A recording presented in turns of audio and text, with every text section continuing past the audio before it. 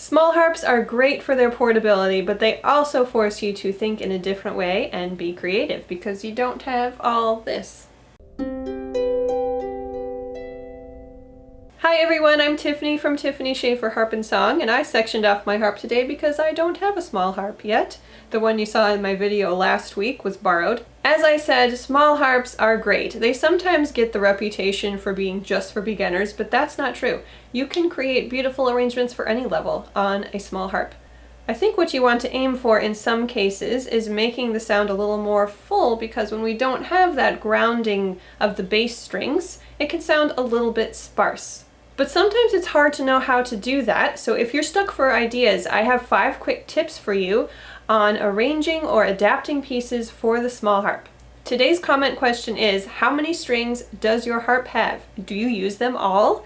Or is there a section that you find you never touch? Comment below and let us know. I do realize some harps are even smaller than this, but I think these tips will get you started no matter the size of your harp. I'm going to be using the Skyboat song as an example for a lot of these tips, which you can learn on my channel. I will link that up if you don't know it already, so you can watch the tutorial on it. So a lot of the problems we run into when trying to play a floor size harp arrangement on a lap harp is we don't have often the bottom of the chords that are written, or even the last 2 notes. So the first tip is for you to take parts of a chord or an inversion and use it that way. So let's imagine right now we have a G to G harp. Let's pretend we don't even have this low C. This would be about a fireside harp size. So Skyboat song's normally in G, but we don't have these low Gs. So what are we gonna do? So maybe let's try taking a third, the third of the chord, the root and the third, which in this case would just be a G and a B. And it fits just fine. You can also try just a G itself. Or a fifth, which is what you end up anyway if you're playing the melody right here. You can also try inversions. I really think inversions are your friend on the small harp. If you don't know what an inversion is, that is where you take, in this case, let's try a D chord. Instead of doing a root position, or what we call triad, you can do 2 different kinds of inversions. The first inversion is where you take that middle and you make that the bottom. And then you continue it, take the fifth, and you're taking the root now and putting it on top. It's the same chord, it's just flipped. The second inversion is where you do that again. You take now the fifth and you start with that, take the root's now in the middle, and then the top. And that's a second inversion. So let's try a second inversion D chord for this song.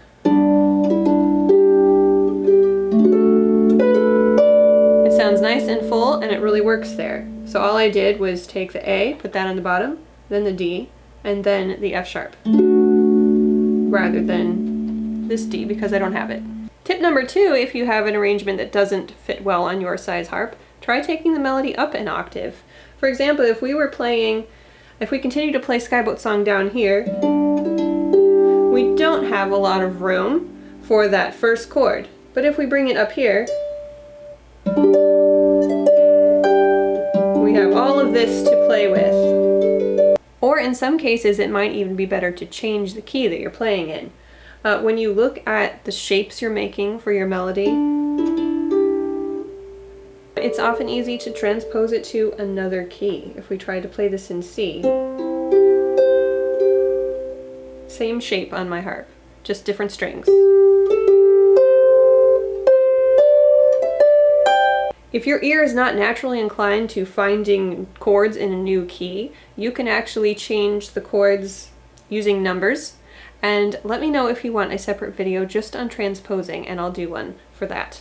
You can also enter an existing arrangement into a program like MuseScore, and then you can just automatically change the key that way. So like we talked about before, we often want our arrangements to sound maybe a little fuller because we don't have all that bass to work with. So one thing you can do to add more notes is to add notes that aren't in the chord. So you can add like passing tones like 2, 4, 6, and 7. And if you have no idea what I'm talking about, it's really very simple. All that means is notes that are not within a triad. So you know what a triad is. If we're in the key of G, G, B, D, very simple. So the 2, the second scale degree of a G chord, would be an A. It's not normally in a G chord, but often it sounds really cool. The 4th would be the C. So that's another way to add a little spice to your chords if you don't have room to do a big stretched out chord. You can also add a 6th. In this case would be an E, and or sometimes 7ths sound really good, depending on what you're doing. So let's try a little bit of Skyboat Song with putting in a second note. So that I'm just doing G and then climbing up A to B.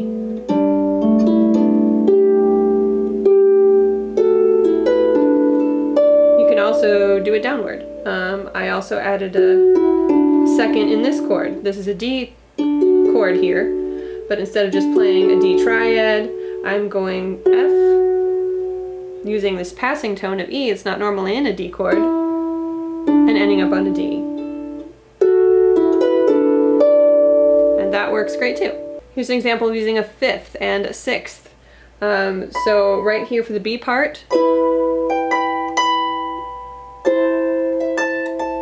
all I've done is move my thumb from an E5th to an E6th. Tip number 4 is to noodle. Noodle around on your harp until you find a pattern that maybe you can plug into different chords, and that can add some interest. For example, a pattern you might come up with is 1, 5, 3, 5. And you can plug that into different chords. Or 1, 5, 4, 5. Again, adding in one of those tones that's not normally in the chord.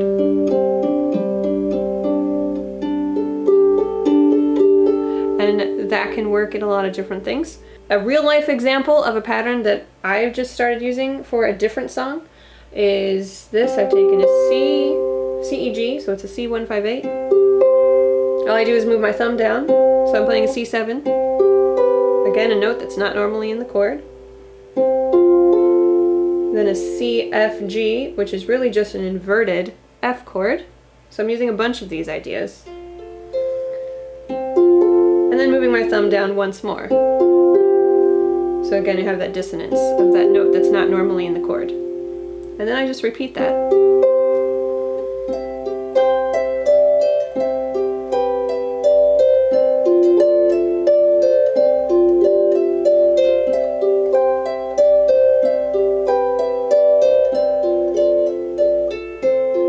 And I use that pattern for the whole A part of the song several times. And that even would fit on a lap harp. Even a 19-string harp, that would fit. The last tip, tip number 5, is to add notes in your right hand to make it sound more full. So we don't just have something like